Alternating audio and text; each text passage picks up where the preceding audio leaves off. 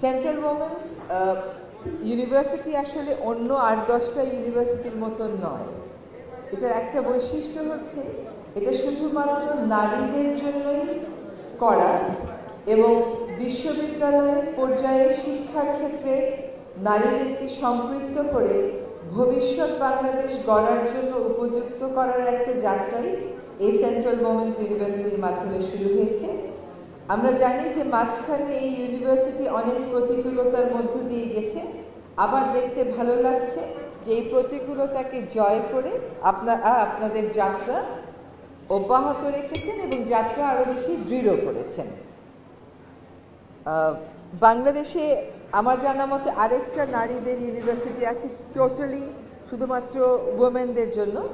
তো আসলে এটা খুবই জরুরি, কারণ আমি যখন কাজ করেছি, এখনো করছি, আমি দেখতাম যে আমাদের এনজিও সেক্টরে অনেক নারী এক পর্যায়ে চাকরি ছেড়ে দেন, কাজ ছেড়ে দেন।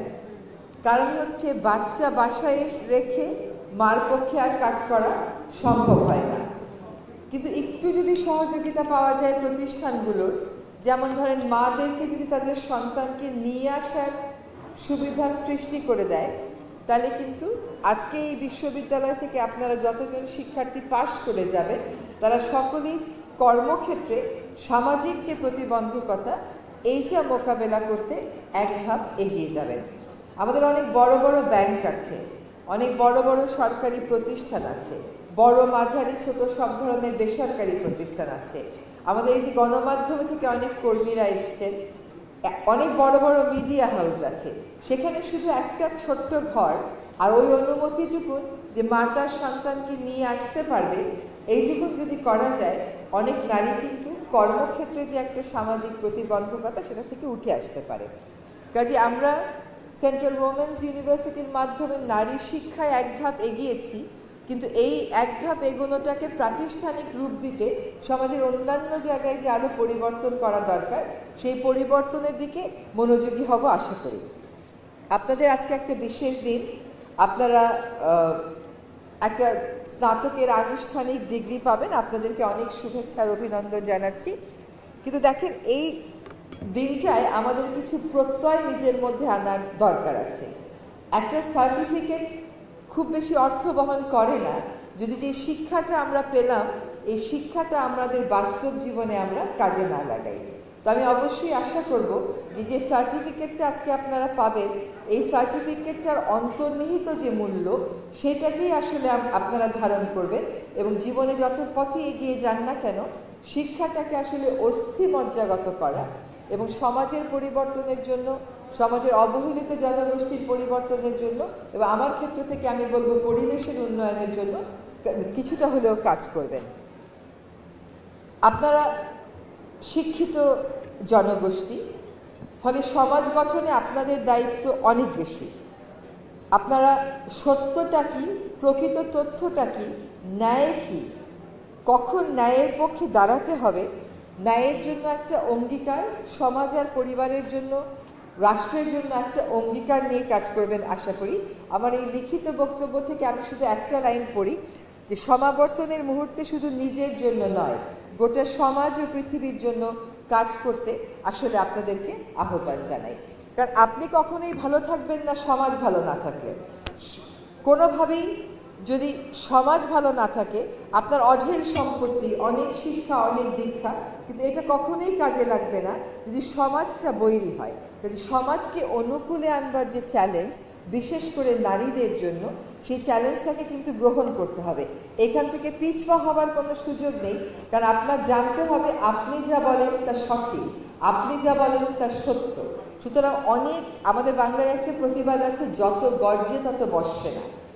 মিথ্যা বা অসত্য তার গর্জন অনেক বেশি হয়, কিন্তু তার বর্ষণ বেশি হয় না। বরং আমরা যারা সত্যিকার অর্থে একটা মূল্যবোধকে ধারণ করি, মূল্যবোধকে কেন্দ্র করে শিক্ষা গ্রহণ করেছি, আমাদের নিজেদের মধ্যে যদি আমরা ঐক্য গড়ে তুলি, তাহলে ওই গর্জনটাকেও কিন্তু আমরা ম্লান করে দিতে পারবো। আমি সবসময় একটা কথা বলি যে সমাবর্তন অনুষ্ঠানগুলোতে আসতে দুটো কারণে ভালো লাগে। একটা কারণ হচ্ছে যে সুন্দর একটা গাউন পরা যায়, এরকম একটা টুপি পরা যায়, আমাদের সময় তো আমরা এগুলো পরতে পারিনি। আমরা ঢাকা বিশ্ববিদ্যালয় থেকে পাশ করে এসেছি, বলা হয় দেশের সর্বোচ্চ বিদ্যাপীঠ ঢাকা বিশ্ববিদ্যালয়, কিন্তু সেখানে এসব সুযোগ ছিল না। তো আপনাদের এখানে আসলে আপনাদের সাথে সাথে আমরাও একটু পড়ে ফেলি, এটা ভালো লাগে। আরেকটা যেটা ভালো লাগে সেটা হচ্ছে যে আপনাদের শিক্ষা জীবন শেষ, এখন কাজের জীবনে শুরু। এখন দেশ গড়ার কাজটা আপনাদেরকে দিয়ে শুরু হবে। এই সময় আমি যে সেক্টরে কাজ করি সেই সেক্টরের মূল্যবোধগত কিছু কথা নিয়ে আমি আজকে আপনাদের সাথে আলোচনাটা করব। আমরা আসলে পাশ করে কি চাই? সকলেই কর্পোরেট হাউসে একটা কাজ চাই। আমি একটা মন্ত্রণালয়ের দায়িত্বে আছি, সে মন্ত্রণালয়ের অধীনে একটা প্রতিষ্ঠান আছে বাংলাদেশ পানি উন্নয়ন বোর্ড। সেখানে দেখি অনেকে পরীক্ষা দিয়েছেন, পরীক্ষা দিয়ে রিটেন ভাইভায় পাশ করেছেন, কিন্তু একটা বিশেষ স্ক্রুটিনিতে তাদের মধ্যে কেউ কেউ আটকে গেছেন। তো স্ক্রুটিনির ফাইলটা যখন আমি দেখছি তখন দেখি যে ওখানে ধরেন 10 জন আটকে গেছে, তার মধ্যে 7 জনই অন্য কোথাও না কোথাও কাজ করছে। তো তাদেরকে জিজ্ঞেস করলাম যে আপনাদের এই পানি উন্নয়ন বোর্ডেই কাজ করতে হবে, এইটা কেন? আপনারা তো অন্য যেখানে কাজ করছেন সেটাও সরকারি কাজ, তো এইখানে কেন কাজটা করতে চাচ্ছেন? উত্তরটা আসলে খুব একটা আশাব্যঞ্জক না। সেজন্যই মনে করি যে চাকরিটা, পড়ালেখাটা শেষ করে যখন চাকরিতে যাবেন ভাবেন, তখন যদি মনেই করে রাখেন যে আমি এই কয়টা সংস্থায় যাব, কারণ এগুলোতে গেলে আমার একটা গাড়ি হয়ে যাবে, আমার একটা বাড়ি হয়ে যাবে, আমি ঢাকায় একটা প্লট কিনে ফেলতে পারবো, এটাই হচ্ছে জীবনের জন্য আমার একটা লক্ষ্যমাত্রা, তাহলে শিক্ষার যে অন্তর্নিহিত মূল্যবোধ সেটা কিন্তু আসলে আমরা ধারণ করলাম না। আমি অনেক তরুণকে চিনি, আসলে আপনাদেরকেই তো চিনি। আজকে যে এই পরিবর্তিত পরিস্থিতি, যে পরিবর্তিত পরিস্থিতিতে আমি একটি মন্ত্রণালয়ের দায়িত্ব পেয়েছি, আমরা অনেকে পেয়েছি, এটা কেন পেয়েছি? কারণ এই দেশের তরুণীরা, শিক্ষার্থীরা একটা চরম আত্মত্যাগ করেছে। এই আত্মত্যাগটা কেন করেছে? তারা করেছে দেশটা যেভাবে চলছে সেভাবে চলাটাকে তারা উচিত মনে করছে না, তারা ন্যায় মনে করছে না, ন্যায্য মনে করছে না। সেই ব্যবস্থাটা ভেঙে দিয়ে নতুন একটা ব্যবস্থা তারা গড়তে চাচ্ছে, এই জন্যই তো এই আত্মত্যাগ। ফলে আপনাদের পরিবর্তন এনে দেওয়ার জন্য যে চরম আত্মবিসর্জন, সেটাকে আমি শ্রদ্ধার সাথে স্মরণ করে বলতে চাই, ওই আত্মবিসর্জনটাকেই ধারণ করে নিজেদের ক্যারিয়ার পাথের কথা ভাববেন। নিজেদের ক্যারিয়ার পাথের কথা যখন ব্যক্তিগতভাবে ভাববেন, তখন যদি ব্যক্তি স্বার্থটা, সমাজ স্বার্থ আর রাষ্ট্র স্বার্থ, যেগুলোর জন্য আপনারা চরম আত্মত্যাগ করেছিলেন, সেটার সাথে সামঞ্জস্যপূর্ণ না হয়, তাহলে যে পরিবর্তনটা চান সেই পরিবর্তনটা হবে না। ইংরেজিতে একটা কথা আছে, তার বাংলাটা হলো, তুমি যেই পরিবর্তনটা চাও সেই পরিবর্তনটা তুমি আগে নিজে হও।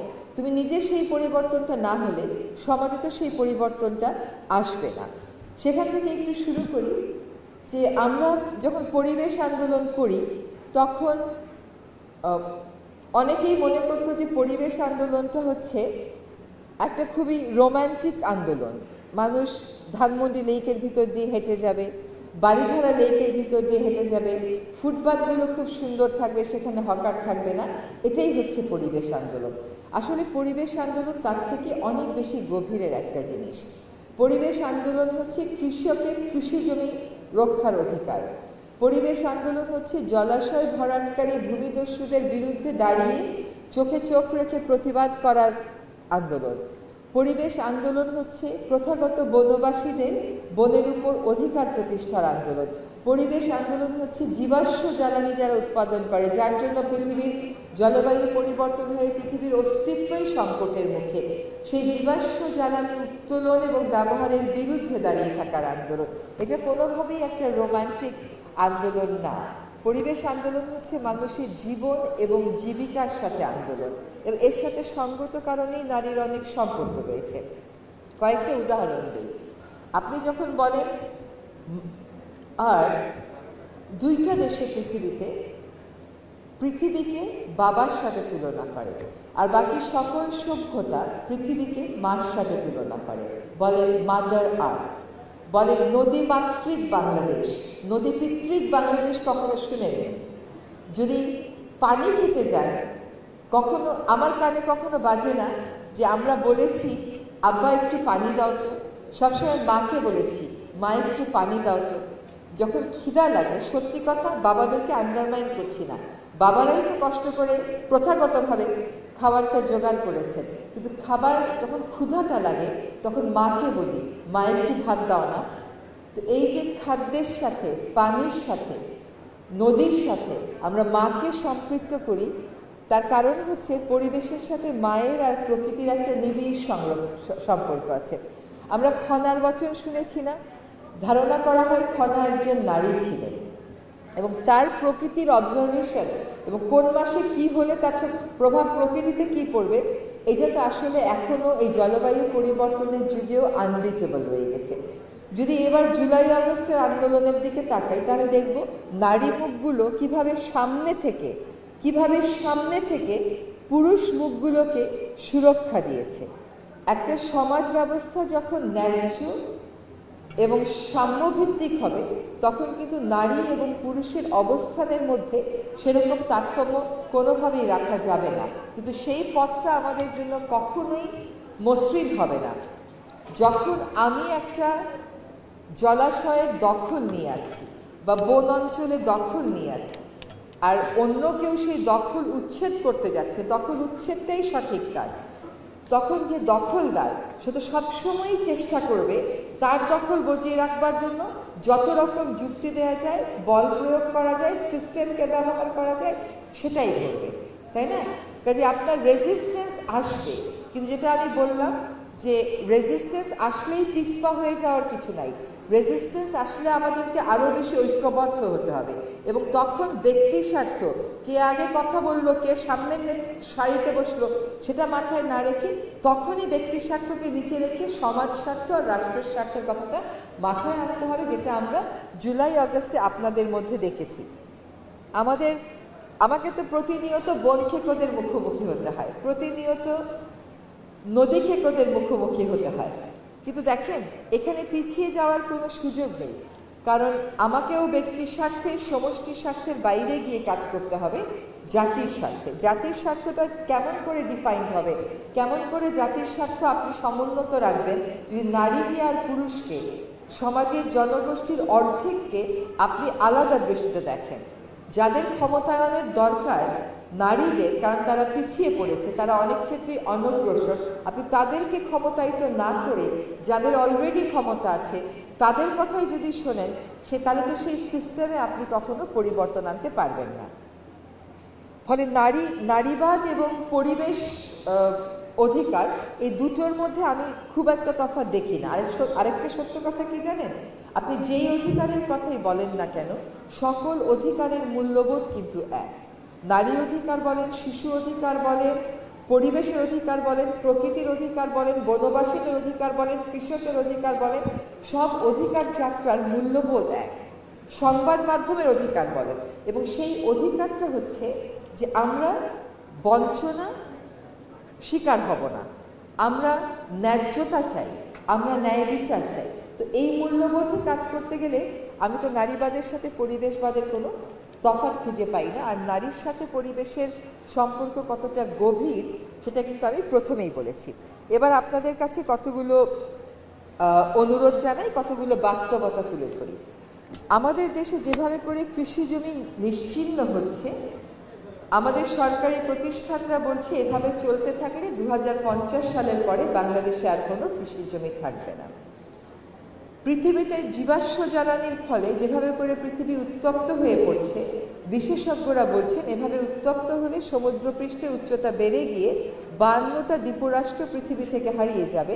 বাংলাদেশের ম্যাপও আপনাকে ভিন্নভাবে আঁকতে হবে। আপনি যেভাবে আঁকছেন আর 10-20 বছর পরে আপনার সন্তানেরা সেভাবে আঁকবে না, কারণ সমুদ্রপৃষ্ঠের উচ্চতা বেড়ে গিয়ে 21টা উপকূলীয় জেলা চলে যাবে হচ্ছে সমুদ্রপৃষ্ঠের নিচে, ফলে ওই জেলাগুলো বাংলাদেশের মানচিত্রে আর থাকবে না। কাজে আমরা যেটাকে উন্নয়ন বলি সেটা হচ্ছে আসলে একটা অনেক সময় আত্মহত্যার সামিল একটা বিষয়, কারণ আমরা নিজেদেরকে ধ্বংস করার প্রতিযোগিতায় মেতে আছি। পৃথিবীও আমাদেরকে দেওয়ার ক্ষমতার তার একটা সীমা আছে, কাজে আপনাকেও আপনার কনজামশনের সীমাটা টানতে হবে। সকাল এখন 11টাও বাজেনি, দেখেন আমরা এতগুলো আলো জেলে এই ঘরে বসে আছি, অথচ এই সকালে এই বিল্ডিংটা যদি ঠিক মতন ডিজাইন করা হতো এই আলোগুলো জ্বালবার আমার প্রয়োজন হতো না। যদি আলোগুলো জ্বালবার আমার প্রয়োজন না হতো এত জীবাশ্ম জ্বালানি আমাকে তুলতে হতো না। ফলে শিল্পায়ন যেমন লাগবে, কর্মসংস্থান যেমন লাগবে, আপনাকে তো তেমনি কৃষি জমিও রক্ষা করতে হবে। কৃষি জমি রক্ষা না করে শিল্পায়ন, নদী রক্ষা না করে শিল্পায়ন, এটা হলে কিন্তু উন্নয়নটা টেকসই হবে না। উন্নয়নটাকে আমাদের টেকসই করতে হবে। এবার কিছু প্রতিদিনের অভ্যাসগত বিষয়ের কথা বলি। আমরা প্লাস্টিক এবং পলিথিন, শব্দ দূষণ, ঢাকা শহরের বায়ু দূষণ, নদী দূষণ, এগুলো সব কিছু নিয়ে কথা বলি। এগুলো কি কেউ এসে সৃষ্টি করে দিয়ে গেছে? না, এগুলো আমরা নিজেরাই সৃষ্টি করেছি। এগুলো তো আমরা নিজেরাই সৃষ্টি করেছি। কেন আজকে এখানে ঘরে উপস্থিত যে সমস্ত নারীরা আছেন, কেন তারা পলিথিনের শপিং ব্যাগ যখন দোকানদার দেয় তখন নেয়? আপনি কেন বলতে পারেন না যে আমি বাসা থেকে আমার মায়ের মতন, নানির মতন, দাদির মতন, ফুপুর মতন একটা পাটের ব্যাগ নিয়ে এসেছি, এই পাটের ব্যাগে আপনি আমার বাজারগুলো দেন? কেন আপনি নিজের গাড়ির ড্রাইভারকে বলতে পারেন না যে তুমি হর্ন দিও না?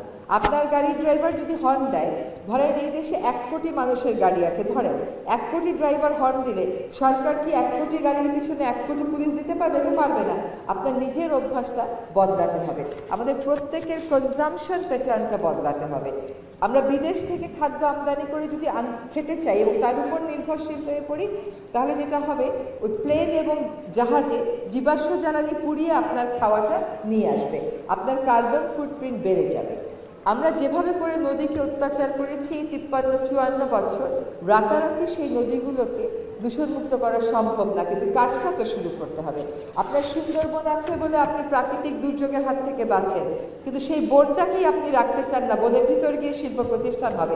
এরপরে যখন বনের ভিতর থেকে শিল্প প্রতিষ্ঠান তুলে দেওয়ার কথা বলবো, তখন এসে বলা হবে এইখানে 20,000টা শ্রমিক কাজ করে, কিন্তু এই 20,000 শ্রমিকের কর্মসংস্থানের বিনিময়ে আমাকে জলবায়ু পরিবর্তনের কারণে যে সমস্ত দুর্যোগ হবে তার পৌনিকতা থেকে বিশাল জনগোষ্ঠীকে, 2 কোটি 3 কোটি জনগোষ্ঠীকে রক্ষা করার যে রক্ষা কবচ, সেটাকে স্যাক্রিফাইস করার কথা বলা হবে। তো 20,000 শ্রমিকের কাজে আমি প্রাধান্য দেব, নাকি আমি 2 কোটি 1 কোটি মানুষকে বাঁচাবার জন্য বনটাকে রক্ষা করব? নাকি আমি দুটোই করতে পারি? আমি কিন্তু আসলে দুটোই করতে পারি। এই প্রথম থেকে পরিকল্পনা ঠিক করলে দুটোই করতে পারি, প্রথম থেকে অন্যায়ের বিরুদ্ধে অবস্থান নিলে দুটোই করতে পারি। ঢাকা শহরে 7টা নদী, ঢাকা শহরের মানুষের খাবার পানি নেই। খাবার পানি গিয়ে আনতে হয় হচ্ছে কোথা থেকে বলেন? মেঘনা থেকে। ওই অত দূরে মেঘনা থেকে খাওয়ার পানি আনবার যে টাকা, সেটাও কিন্তু আপনার আমার পকেট থেকেই যাচ্ছে। আমাদের প্রকৃতিটাকে সকলেরই ওন করতে হবে, এটা কোনো বিশেষ গোষ্ঠীর হাতে ছেড়ে দেওয়ার কোনো সুযোগ নাই। আপনি সেই উন্নয়নটাকে গ্রহণ করবেন যে উন্নয়নটা প্রকৃতিকে ধ্বংস করে না। প্রকৃতিটাকে মাঝখানে রেখে আপনার জীবনধারা এবং উন্নয়নকে সাজাতে হবে। আপনি যদি আপনার জীবনধারা আর উন্নয়নকে মাঝখানে রেখে প্রকৃতি সাজাতে যান, তাহলে মা হিসাবে আপনি খুব একটা রেসপন্সিবল কাজ করবেন না। ফলে প্রকৃতি রক্ষায় আমাদের যেমন দায়িত্ব আছে সরকার হিসাবে, প্রতিটা নাগরিকের দায়িত্ব আছে। এনভায়রনমেন্ট অনেকটা ডেমোক্রেসির মতো।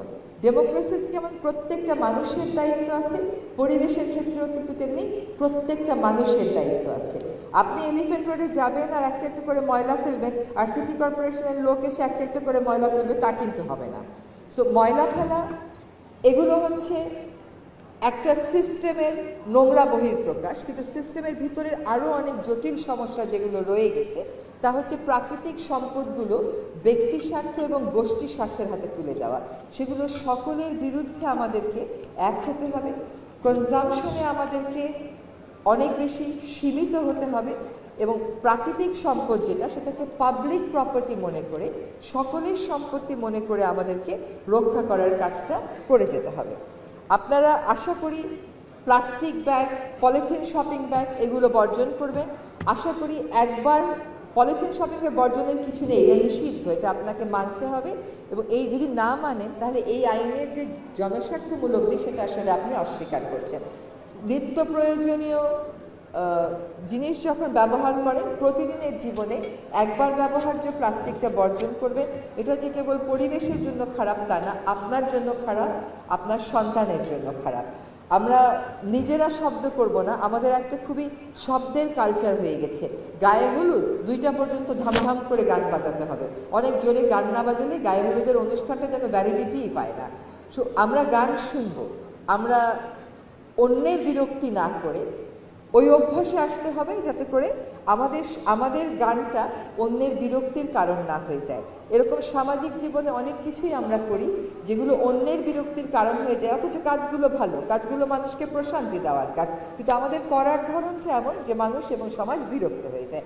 আরেকটা কথা হচ্ছে যে যার ড্রাইভারকে একটু কষ্ট করে বলবেন গাড়ির হর্নটা না বাজাতে। ড্রাইভার তখন বলবে এই শহরে হর্ন না বাজিয়ে চলা সম্ভব না। আসলে চলা সম্ভব, শুধু গাড়ির গতিটা একটু কমাতে হবে। কারণ এই শহরে অনেক রাস্তায় কিন্তু রিক্সা চলে না, ফলে রিক্সা সামনে চলে আসবে, মানুষ সামনে চলে আসবে। এই যুক্তি ওই সমস্ত রাস্তায় না থাকলেও ড্রাইভার ওই যুক্তিই দেবে। তখন ড্রাইভারকে বলবেন পার্লামেন্ট ভবনের সামনে তো মানুষ তোমার গাড়ির সামনে আসে না, রিক্সা আসে না, তখন কেন হর্ন বাজাও? যদি গতিটাকে আমরা নিয়ন্ত্রণে রাখতে পারি তাহলে আমরা হর্নের কালচার থেকেও সরে আসতে পারবো। বন রক্ষায়, নদী রক্ষায়, খাল রক্ষায়, যার বাসার সামনের লেক রক্ষায় সকলকে আমাদের নিজেদেরকে সচেষ্ট হতে হবে। এবং কমিউনিটি ম্যানেজমেন্ট কিন্তু is the best form of management. Community যখন কনসিয়াস হয় অ্যান্ড রেসপন্সিবল হয় তখন সরকারের কাজটাও সহজ হয়ে যায়। আমি মনে করি আমার মডেল হচ্ছে কমিউনিটিকে ইনভলভ করে পরিবেশের সম্পদগুলোকে বাঁচিয়ে তোলা। আমরা অবশ্যই আশা করি যে আপনারা দায়িত্বশীল হবেন, আপনারা অনেক বেশি মানবিক হবেন।